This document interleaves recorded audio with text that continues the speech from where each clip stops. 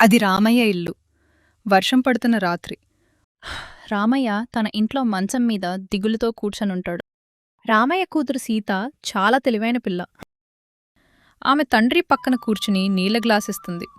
నాన్నా, మంచి నీళ్లు తాగు. ఉదయం నుంచి చుక్క నీరు కూడా ముట్టుకోలేదు. శరీరానికి ఓపిక లేకపోతే ఎలా నాన్నా? నీళ్లు తాగితే నా గుండెల్లో మండుతున్న మంట ఆరుతుందా అమ్మా? మన సర్వస్వం పోయింది సీత, సర్వస్వం పోయింది. నాకేం అర్థం కావటం లేదు తల్లి. నాన్నా, పొలం అమ్మి అప్పు తీర్చేశావు కదా. ఊర్లో పరమేశంగారికి మన 1 ఎకరం పొలం అమ్మి ఆ వచ్చిన డబ్బుతో ఊరి సాహుకారి బాకీ తీర్చేశావు. ఇంకా ఎందుకంతగా ఏడుస్తున్నావు? ఇంకా మనకి అప్పుల బాధ లేనప్పుడు బాధపడటమెందుకు? నేనమ్మింది 1 ఎకరమే సీత. కాని ఆ పాపి పరమేశం నా అమాయకత్వాన్ని, చదువురానితనాన్ని ఆసరా చేసుకుని నన్ను రోడ్డున పడేశాడు. ఏమైంది నాన్నా? స్పష్టంగా చెప్పు. ఆ పరమేశం ఏం చేశాడు? మన అత్యవసర దవాఖానా ఖర్చులకు అప్పు తీర్చడానికి తూర్పు వైపున్న మన 1 ఎకరం పొలాన్ని 10,000 రూపాయలకు అమ్మడానికి పరమేశంతో మాట్లాడాను. అతడు సరేనని కాగితాలు రాయించి నా చేత బొటనవేలి ముద్ర వేయించుకున్నాడు. కానీ సాయంత్రం ఊరి కరణంగారు వచ్చి ఏం చెప్పారో తెలుసా? ఏమని చెప్పారు నాన్నా? పరమేశం ఆ కాగితంలో 1 ఎకరం అని రాయలేదంటమ్మా. మనకున్న మొత్తం 3 ఎకరాల పొలం నా దగ్గర పూర్తిగా కొనేసినట్లు రాయి చేసుకున్నాడంట. ఇప్పుడు మన పూర్వీకుల పొలం మొత్తం ఆ రాక్షసుడి పరమైపోయింది తల్లి. ఈ చదువురాని తండ్రి నీకోసం ఏమీ మిగల్చలేకపోయాడు. ఏంటి? మొత్తం 3 ఎకరాలా? పడమర వైపు ఉన్న మన ప్రాణ సమానమైన పొలం కూడానా? అవునమ్మా, నా చేతులతోనే మన ఆస్తిని ఆ రాక్షసుడి చేతిలో పెట్టేశాను. నా ముఖం ఊర్లో ఎలా చూపించుకోవాలి? మన బతుకు తెరువు ఏంటి? నాకేం అర్థం కావటం లేదు తల్లి. నాన్నా, నువ్వు కన్నీళ్లు పెట్టుకోవద్దు. తప్పు నువ్వు చేయలేదు, ఆ పరమేశం చేశాడు. మోసం చేసి సంపాదించినది ఎంతో కాలం నిలవదు. కాగితం మీద నా బొటనవేలి ముద్ర ఉంది సీత. ఈ ఊళ్ళో ధర్మకర్తగారైన చట్టమైన ఆ కాగితాలనే నమ్ముతారు, కానీ మన మాటల్ని ఎవరు నమ్ముతారు? కాగితాలు మనుషులు తయారు చేసినవే నాన్నా. సత్యం ఎప్పుడూ కాగితాల కంటే బలమైనది. ఆ పరమేశం ఎంత తెలివైనోడో అతని మోసాన్ని బయటపెట్టే మార్గం కూడా అంతే దగ్గర్లో ఉంటుంది. నువ్వు ప్రశాంతంగా ఉండు.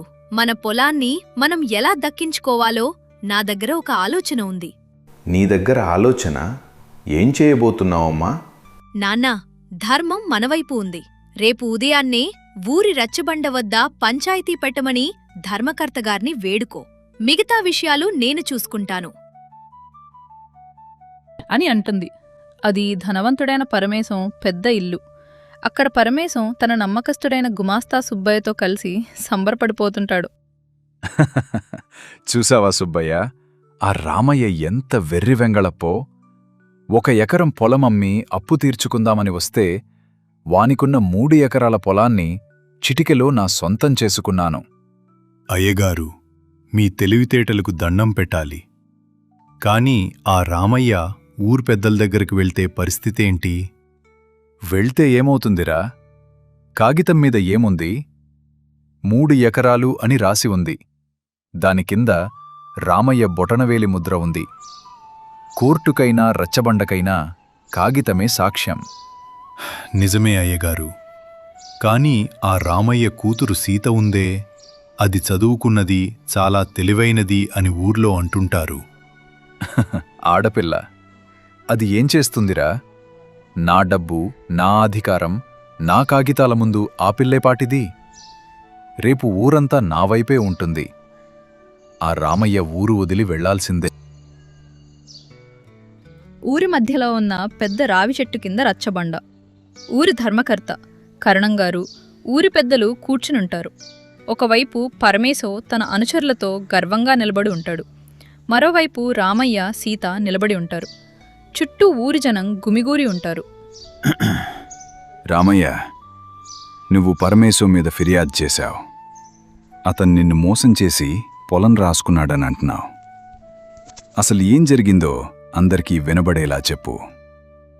ధర్మకర్త గారు, నాకు దవాఖానా ఖర్చులకు డబ్బులు అవసరమై నా తూర్పు వైపున్న 1 ఎకరం పొలాన్ని పరమేశం గారికి 10,000 రూపాయలకు అమ్మడానికి ఒప్పుకున్నాను. నేను చదువుకోని అమాయకుణ్ణి. కాగితాల మీద సంతకం చేయమంటే బొటనవేలి ముద్ర వేశాను. కానీ అతను మోసంతో నాకున్న మొత్తం 3 ఎకరాల పొలాన్ని రాసేసుకున్నాడు. నన్ను కాపాడండి స్వామి. పరమేశం, రామయ్య చెప్తున్న మాటలకు నీ సమాధానమేమిటి? ధర్మకర్త గారు, ఈ రామయ్య చెప్పేదంతా పచ్చి అబద్ధం. ఇతనికి అప్పులు ఎక్కువై తన 3 ఎకరాల పొలాన్ని నాకే పూర్తిగా అమ్మేస్తానని వచ్చాడు. నేను దయతలిచి 30,000 రూపాయలిచ్చి ఈ పొలాన్ని కొన్నాను. ఇప్పుడు డబ్బులన్నీ ఖర్చు అయిపోయాక నా పొలాన్ని నాకే దక్కకుండా చేయడానికి ఇలా నా మీద నిందలు వేస్తున్నాడు. అబద్ధం, పచ్చి అబద్ధం. నువ్వు నాకిచ్చింది 10,000. నోరు మూయి రామయ్య, ఆధారాలు లేకుండా మాట్లాడకు. ఇదిగో ధర్మకర్త గారు, ఇదిగోండి ఈ కాగితం చూడండి. దీనిమీద రామయ్య బొటనవేలి ముద్ర ఉంది. చదువుకున్న కర్ణంగారే ఈ కాగితాన్ని పరిశీలించమనండి. కరణంగారు కాగితాన్ని తీసుకుని చూస్తారు. ధర్మకర్త గారు, పరమేశం చెప్తున్నది నిజమే. ఈ కాగితంలో 3 ఎకరాల పొలం అని స్పష్టంగా ఉంది. కింద రామయ్య బొటనవేలి ముద్ర కూడా ఉంది. చట్ట ప్రకారం ఈ పొలం పరమేశానిదే అవుతుంది. చూసారా? ఇంకేం విచారణ ధర్మకర్త గారు? తీర్పు చెప్పేయండి. ఊరి జనం గుసగుసలాడటం మొదలు పెడతారు. అయ్యో, రామయ్య బతుకు రోడ్డున పడిందిరా. పరమేశం మోసగాడే, కాని కాగితాలు అతని దగ్గర ఉన్నాయి కదా, పెద్దలు మాత్రం ఏం చేస్తారు? సందేహమా? ఏంటది? మా నాన్నకి చదువు రాదు. కాగితంలో ఏముందో అతనికి తెలియదు. కాని పరమేశంగారు చాలా తెలివైనవారు, చదువుకున్నవారు. అందుకని ఆ కాగితంలో ఉన్న పొలం సరిహద్దులు పరమేశంగారి నోటితోనే అందరి ముందు చదివించాలి. అలా అందరూ నిశ్శబ్దంగా ఉన్న సమయంలో సీత ధైర్యంగా ముందుకొస్తుంది. ధర్మకర్తగారు, పెద్దలారా, నేనొక మాట మాట్లాడొచ్చా? ఏంటమ్మా సీత, పెద్దలు, చట్టం మాట్లాడే చోట నీకేం పని? కాగితం మీద ముద్ర ఉన్నాక ఇంకేం మాట్లాడతావు? పరమేశంగారు, మీరు భయపడకపోతే నేను మాట్లాడటానికి అనుమతి ఇవ్వండి. మాట్లాడమ్మా సీత, నీకేం చెప్పాలనుందో చెప్పు. ధర్మకర్తగారు, పరమేశంగారు చెప్తున్నది నిజమే కావచ్చు. మా నాన్నే ఆ కాగితంపై ముద్రవేసి ఉండవచ్చు. కాని నాకో చిన్న సందేహం ఉంది. అవును, సీత చెప్పిన దానిలో న్యాయముంది. పరమేశ, ఆ కాగితంలో ఉన్న పొలం సరిహద్దులు గట్టిగా చదివి వినిపించు. పరమేశే చెమటలు పడుతుండగా కరణం చేతిలోంచి కాగితం తీసుకుని చదవడం ప్రారంభిస్తాడు. ఇదిగో, ఈ క్రింద పేర్కొన్న పొలానికి సరిహద్దులు తూర్పున పెద్ద కాలువ, పడమరన రావి చెట్టు, ఉత్తరాన చిన్న బావి, దక్షిణాన ఊరిబాట. ఈ సరిహద్దుల మధ్య ఉన్న 3 ఎకరాల పొలాన్ని నేను పరమేశానికి అమ్మేశాను. చదివాను కదా, ఇంకేం సందేహం? సీత ముఖంలో నవ్వు కనిపిస్తుంది. ఏయ్, ఎందుకు నవ్వుతున్నావు? ధర్మకర్తగారు చూడండి, రచ్చబండ వద్ద ఈ పిల్ల ఎటకారం చేస్తోంది. పరమేశంగారు, మీ నకిలీ కాగితం, మీ మోసం ఇప్పుడందరి ముందు బయటపడింది. సీత, స్పష్టంగా చెప్పు, ఏంటి ఆ మోసం? ధర్మకర్తగారు, ఊరి పెద్దలారా, పరమేశంగారు ఇప్పుడు చదివిన సరిహద్దులు ఒక్కసారి శ్రద్ధగా వినండి. తూర్పున కాలువ, పడమరన రావి చెట్టు, ఉత్తరాన బావి, దక్షిణాన దారి. ఈ సరిహద్దులు మన ఊరికి తూర్పు వైపు ఉన్న మా నాన్న 1 ఎకరం పొలానికి మాత్రమే వర్తిస్తాయి. ఊరు జనం ఒక్కసారిగా ఆలోచనలో పడతారు. మా నాన్నకి ఉన్న మిగతా 2 ఎకరాల పొలం ఊరికి పడమర వైపు కొండల కింద ఉంది. ఆ పడమర పొలం సరిహద్దుల్లో పెద్ద వాగు, మైసమ్మ గుడి ఉన్నాయి. అవును కదా, రామయ్య పడమర పొలం కొండల కింద ఉంది.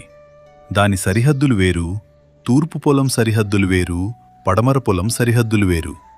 సీత చెప్పింది అక్షరాలా నిజం.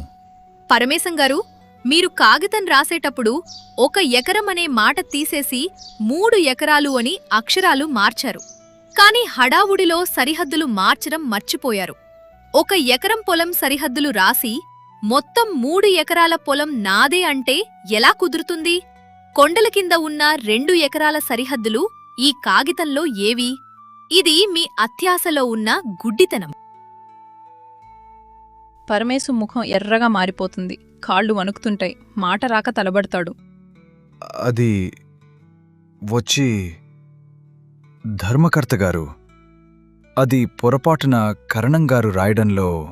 అబద్ధం చెప్పకు పరమేశం. నువ్వు తెచ్చిన డ్రాఫ్ట్ ఆధారంగానే నేను కాగితం తయారు చేశాను. నువ్వు నన్ను కూడా మోసం చేశావు. నిశ్శబ్దం.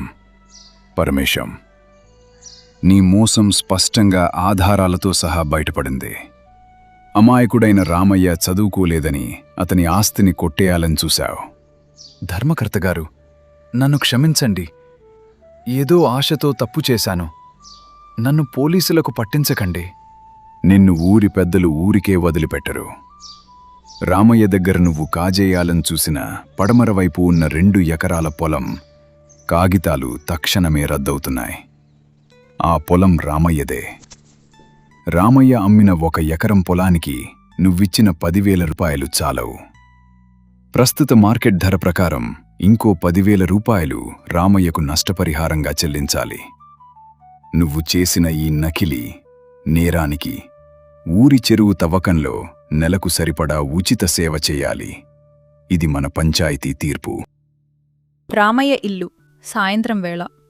రామయ్య, సీత ఇంట్లో కూర్చునుంటారు. రామయ్య కళ్ళలో ఆనందబాష్పాలు సుడులు తిరుగుతుంటాయి.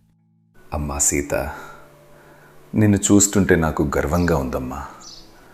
చదువురాని మీ నాన్నను ఈ సమాజం ఎలా మోసం చేయాలని చూసిందో చూసావుగా. కానీ మీ తెలివితేటలు, నీ సమయస్ఫూర్తి మన కుటుంబాన్ని, మన పూర్వీకుల పొలాన్ని కాపాడాయి. నాన్నా, చదువు అంటే కేవలం పుస్తకాలు చదవడం మాత్రమే కాదు, మన చుట్టూ ఉన్న విషయాలను గమనించడం. ఆ పరమేశం ధనాశతో అక్షరాలు మార్చాడు కాని భూమి ఉన్న స్థానాన్ని మార్చలేకపోయాడు. నిజమేనమ్మా. ఇకపై మన పొలంలో కష్టపడి పంటలు పండిద్దాం. నిన్ను ఇంకా ఉన్నత చదువులు చదివిస్తాను. అలాగే నాన్నా. ఆపద వచ్చినప్పుడు ధైర్యాన్ని, ఆలోచనను కోల్పోకపోతే ఎలాంటి సమస్యనైనా జయించవచ్చు. అలా తండ్రి కూతుళ్ళు ఆ రోజు నుండి పంటలు పండిస్తూ ఆనందంగా జీవిస్తారు.